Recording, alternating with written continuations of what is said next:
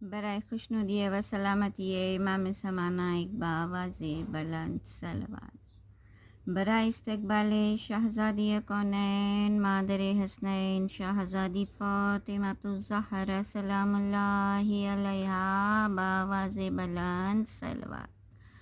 مومنات کی درجات کی بلندی کے لیے، دعاؤں کی قبولیت کے لیے، بیماروں کی شفایابی کے لیے بآواز بلند صلوات.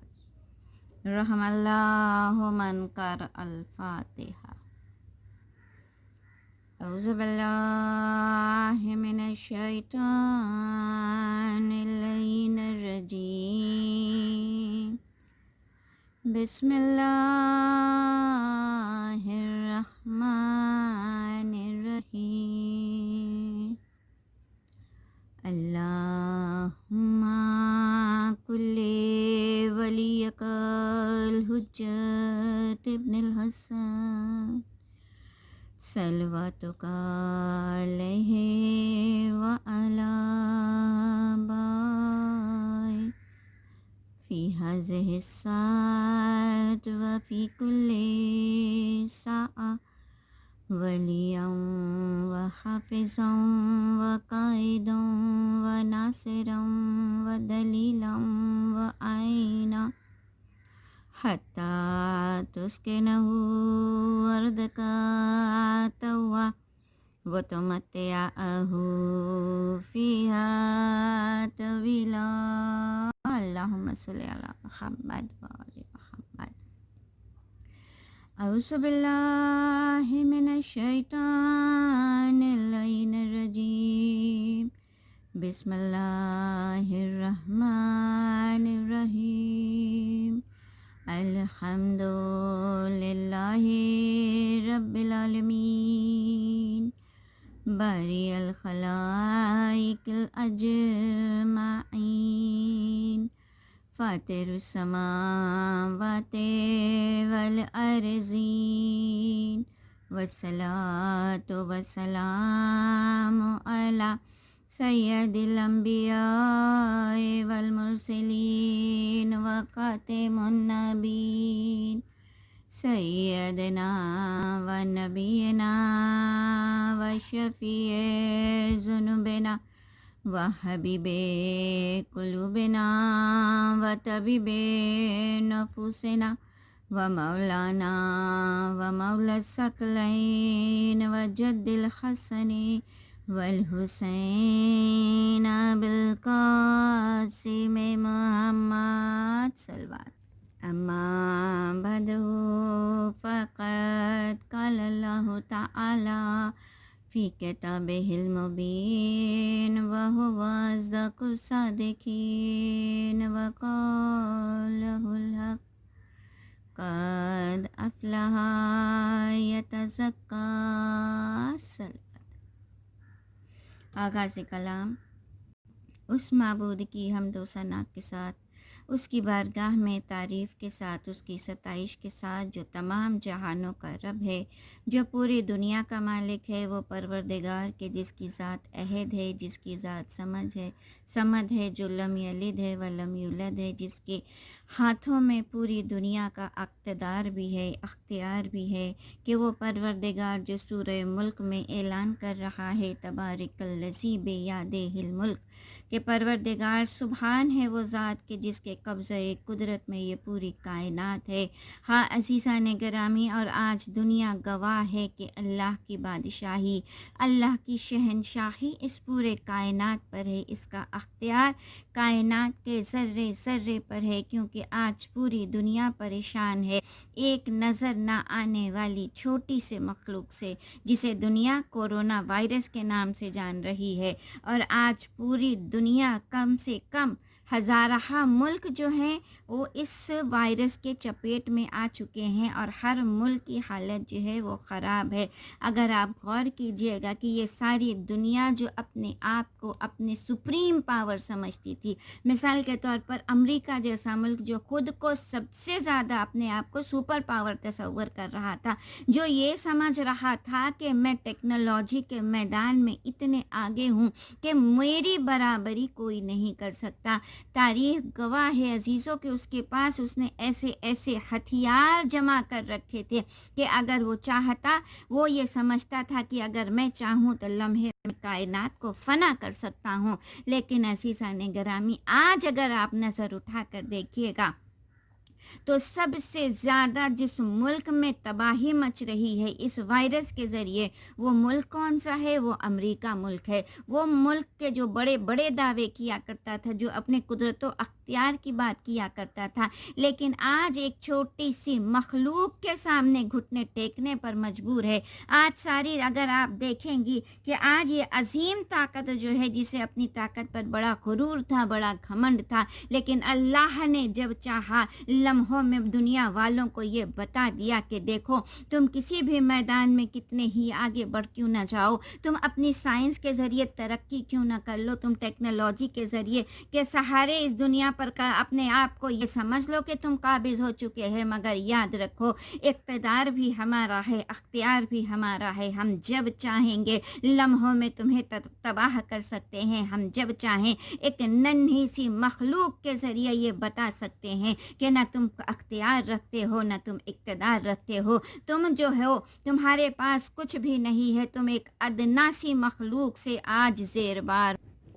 تو عزیزان گرامی، غور کیجئے کہ آج جتنے بڑے بڑے ممالک ہیں، آج آپ جا کر ان کی حالات کو دیکھیے۔ انگلینڈ ہے، اسپین ہے، فرانس ہے، جس کے اٹلی جیسا ملک ہے کہ جس کے بارے میں کہا جاتا تھا کہ جس کی میڈیکل سائنس اتنی زیادہ ترقی پذیر ہے کہ وہ یہ سمجھتے تھے کہ ہم کبھی اس فیلڈ میں پیچھے نہیں جا سکتے، مگر آج پوری دنیا جو ہے وہ کس کے سامنے گھٹنے ٹیکے ہوئے ہے؟ ایک ایسی مخلوق کے سامنے جو آنکھوں سے دکھائی بھی نہیں دیتا ہے، مگر ہر ایک کے دل میں آج اس کا خوف پنہا ہے۔ آج پوری دنیا جو ہے وہ خوف زدہ خوف کے سائے میں جی رہی ہے، پوری دنیا جو ہے وہ خوف زدہ نظر آ رہی ہے۔ کس چیز سے خوف زدہ نظر آ رہی ہے عزیزوں؟ ایک چھوٹی سی مخلوق کے ذریعے تو پتہ کیا چلا کہ یہ اللہ جو ہے یہی دنیا کا سپریم پاور ہے، یہی سپریم ہستی ہے۔ وہ جب چاہے گا، جس وقت چاہے گا، انسانوں کو یہ بتا سکتا ہے کہ دیکھو تمہاری حقیقت کچھ بھی نہیں، تم لاکھ اپنے آپ کو بڑا سمجھ لو، مگر تم جو ہو تم کسی چیز پر قدرت و اختیار نہیں رکھتے ہو۔ بس عزیزان گرامی، چونکہ یہ دور ایسا چل رہا ہے، اس لیے مختصر سی گفتگو اس حوالے سے کر دی۔ اب آئیے میں اپنی آیت کی طرف آؤں۔ قد افلح یتزکا، کہ جہاں قرآن کی سورہ اعلیٰ کی آیت ہے، جہاں اللہ کہہ رہا ہے کہ کامیاب ہے وہ کہ جس نے اپنے نفس کا تزکیہ کر لیا۔ بس عزیزو، چند تھوڑی سی گفتگو اس آیت کے حوالے سے کرنا ہے، لیکن میرا طریقہ کار کیا ہے کہ میں جب بھی کسی آیت کا ذکر کرتی ہوں، پہلے تھوڑی سی گفتگو جو ہے اس سورے کے حوالے سے بھی کر دیتی ہوں، تاکہ انسان کو پتہ چلے کہ یہ آیت کہاں سے لی گئی ہے اور اس سورے کے بینیفٹس کیا ہیں، اس سورے کی امپورٹنس کیا ہے۔ قد افلح یتزکا جو ہے سورہ اعلیٰ کی آیت ہے، اور سورہ اعلیٰ جو ہے وہ مکی سورہ ہے جو مکے میں نازل ہوا تھا، صرف اور صرف 19 آیتوں پر اور چھوٹی چھوٹی آیتوں پر مشتمل ہے۔ اس سورے کی امپورٹنس یہ ہے کہ اس کے لیے کہا گیا کہ تم اس سورے کی تلاوت، کہا رسول کے بارے میں ملتا ہے، روایات میں ملتا ہے کہ روز جمعہ جو ہے جب رسول نماز پڑھتے تھے، یعنی جب لوگ اکٹھا ہوتے تھے زیادہ تعداد میں، تو سورہ نماز جمعہ میں رسول اس سورے کی تلاوت کرتے تھے۔ اور دوسرا مقام جو بتایا گیا کہ اس سورے کو نماز عید میں پڑھنا سنت موقدہ ہے۔ غور کیجئے گا، یعنی جب پورے مہینے تم رمضان کے روزے رکھ لو، جب تم اپنے نفس کو پاکیزہ کر لو، تو اللہ کہتا ہے کہ عید کے دن تم اس سورے کی تلاوت کرو، تاکہ تمہیں احساس ہو کہ تمہاری کامیابی کس میں پوشیدہ ہے۔ تم اگر کامیاب کہلاؤ گے تو مادی چیزوں کی ترقی کوئی ترقی نہیں، مادی چیزوں کی کامیابی کوئی کامیابی نہیں۔ تم یہ سوچو کہ ہم نے دنیا میں دولت کما لی تو ہم کامیاب، تم یہ سوچو سوچو کہ ہم نے پراپرٹیز بنا لی تو ہم کامیاب. اللہ کہہ رہا ہے کہ یہ دنیاوی چیزیں ہیں، یہ مادی چیزیں ہیں، یہ فانی چیزیں ہیں، یہ ختم ہونے والی چیزیں ہیں، ان کی کوئی حقیقت نہیں. حقیقی کامیابی تو وہ ہے کہ جب تم اپنے نفس کو پاکیزہ کر لو گے، جب تم اپنے نفس کو سنوار لو گے. کیونکہ جب تم دنیا سے آؤ گے تو نہ تمہارے ساتھ تمہارا مال و دولت آئے گا، بلکہ اگر تم آؤ گے تو اپنے اعمال کے ساتھ آؤ گے اور اپنی روح کے ساتھ آؤ گے. صلوات پڑھے. تو بس عزیزان گرامی، میں نے اس آیت کا ذکر اس لیے کیا کیونکہ آج کے دور میں ہمارے لیے بہت ضروری ہے اس بات کو سمجھنا کہ ہم اپنے نفس کو پاکیزہ کریں، ہم اپنی روح کی کثافتوں کو دور کریں. کیونکہ آج دنیا اگر اس حالات پر پہنچی ہے، آج دنیا جو ہے تباہی کے دہانے پر اس لیے پہنچی ہے کیونکہ ہم نے اپنے جسم کو پاکیزہ کرنا تو سیکھ لیا، مگر ہم نے اپنی روح کی پاکیزگی کا خیال نہیں کیا.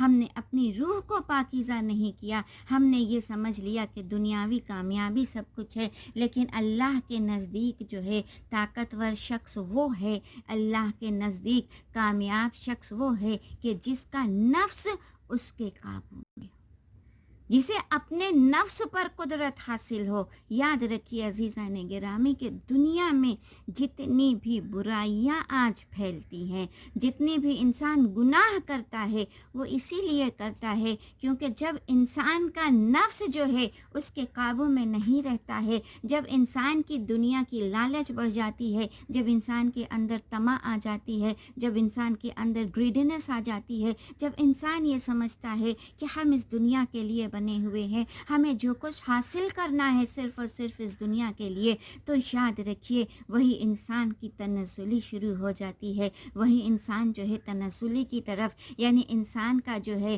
ریٹارڈیشن شروع ہو جاتا ہے. انسان جو ہے خدا سے دور ہوتا جاتا ہے. دنیا سے جب وہ نزدیک ہوتا ہے تو خدا سے دور ہو جاتا ہے. اور اسی لیے رسول نے سمجھایا کہ جو سب سے بڑی جنگ اگر انسان لڑتا ہے تو وہ انسانوں کے ساتھ نہیں لڑتا ہے، بلکہ سب سے بڑی جنگ وہ ہوتی ہے جب انسان اپنے نفس سے جنگ کرتا ہے. ایک مختصر سا واقعہ بیان کر دوں تاکہ میری بات واضح ہو جائے کہ ایک مرتبہ کا واقعہ ہے جب رسول اپنے اصحاب کے ساتھ ایک جنگ سے لوٹ رہے تھے.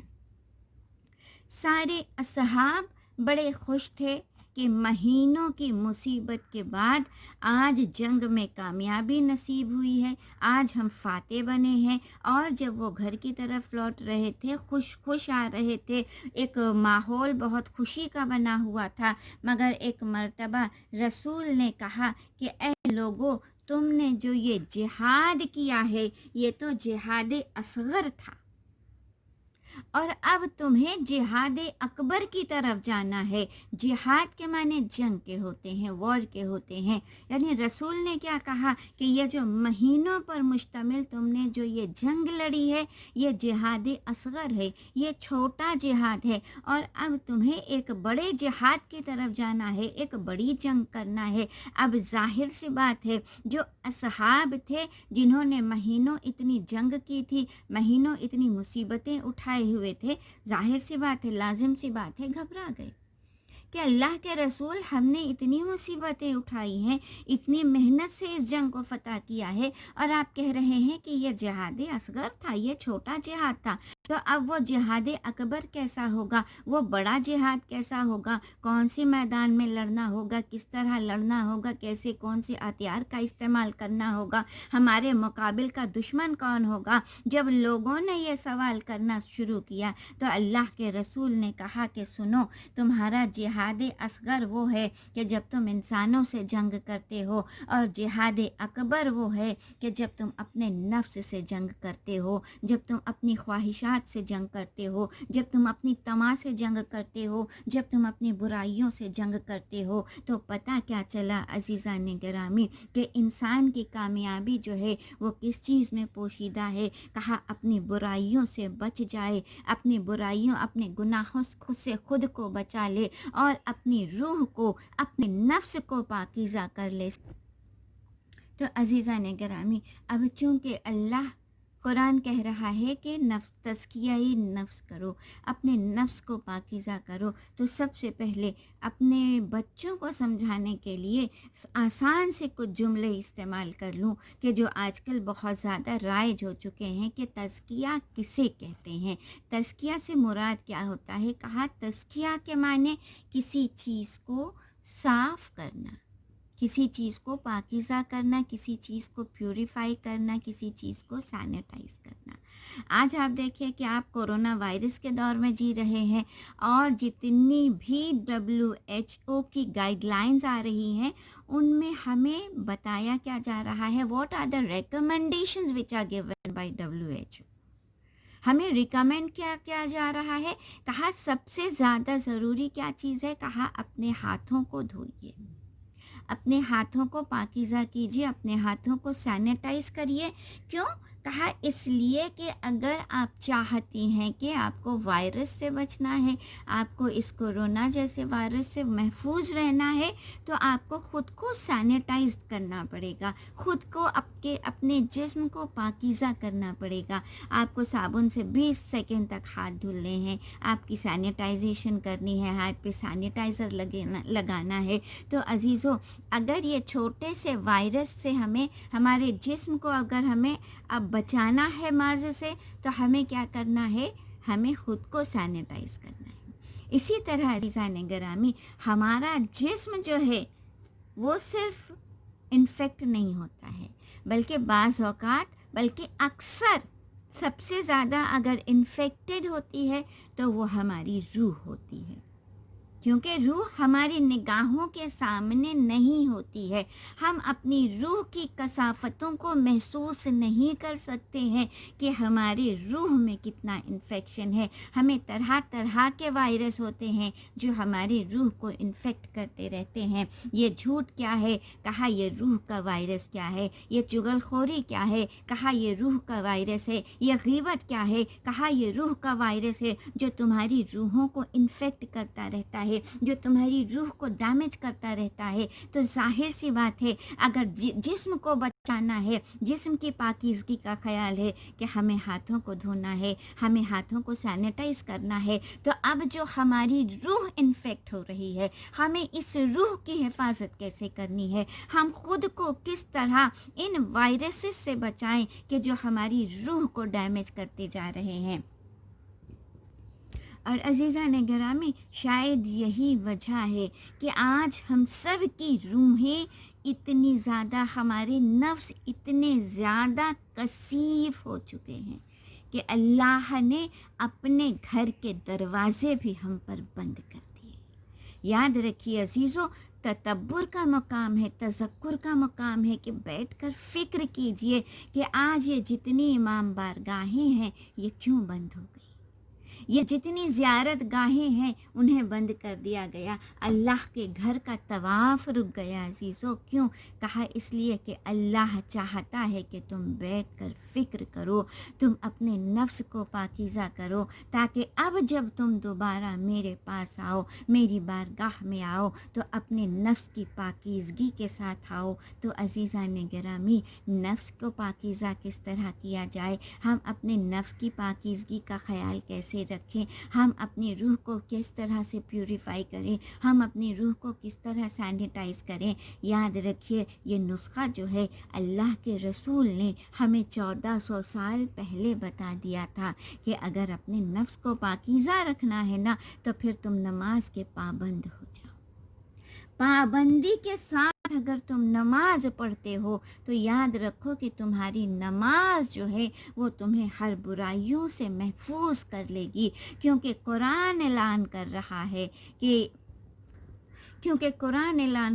ہے ان الصلاۃ تنہی عن الفحشاء والمنکر، کہ یہ نماز جو ہے وہ تمہیں برائیوں سے بچاتی ہے، وہ تمہیں غلاظتوں سے محفوظ رکھتی ہے۔ اور اسی لیے جب کسی نے 5ویں امام سے سوال کیا تھا کہ مولا ہم یہ کس طرح سمجھیں کہ ہماری نمازیں قبول ہو رہی ہیں، मौला हमें इदराक कैसे हो कि हमने जो खुदा की बारगाह में नमाज पढ़ी है, अल्लाह ने हमारी नमाज़ें कबूल की हैं या नहीं। याद रखिए अजीज़ों, नमाज़ें पढ़ लेना काफ़ी नहीं है, नमाज की कबूलियत भी उतनी ही अहम है, क्योंकि अगर हमारी 2 रकत नमाज भी अल्लाह की बारगाह में कबूल हो जाए तो यकीन कीजिए यही हमारी नजात का ज़रिया बन जाएगी। तो अब एक मर्तबा जब किसी ने 5वें आका से ये पूछा तो हमारे 5वें इमाम ने कहा कि देखो, अब अगर तुम नमाज़ें पढ़ते हो तो तुम अगर नमाज़ें पढ़ने के बाद ये देखो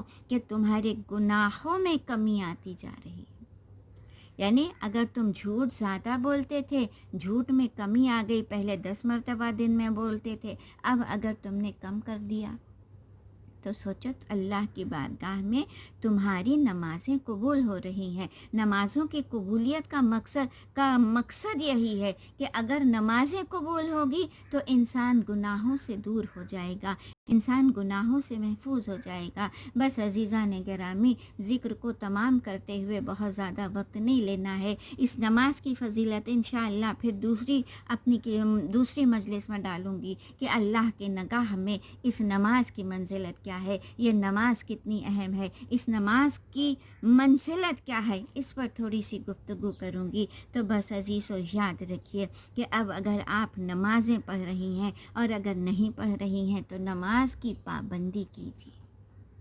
अगर नमाज पढ़ती हैं, नमाज शब को पढ़ने की कोशिश कीजिए ताकि उसकी बारगाह में हाजिर होकर हाथों को जोड़कर फरियाद कीजिए कि परवरदिगार, हम तेरे गुनहगार हैं, मालिक हमारे गुनाहों को बख्श दे, परवरदिगारा हमें इस मर्ज़ से महफूज फरमा, परवरदिगारा हमारी परेशानियों को दूर कर दे, परवरदिगार तमाम शियाने हैदर कर्रार की महाफिजत फरमा। और याद रखिए अजीज़ों कि ये फ़र्श अज़ा भी जो है ये भी हमारे लिए वो जगह है कि जो हमें गुनाहों से मुबर्रा कर देता है। जो हुसैन की बारगाह में आता है अजीज़ों, वो अलैहिस्सलाम हो जाता है।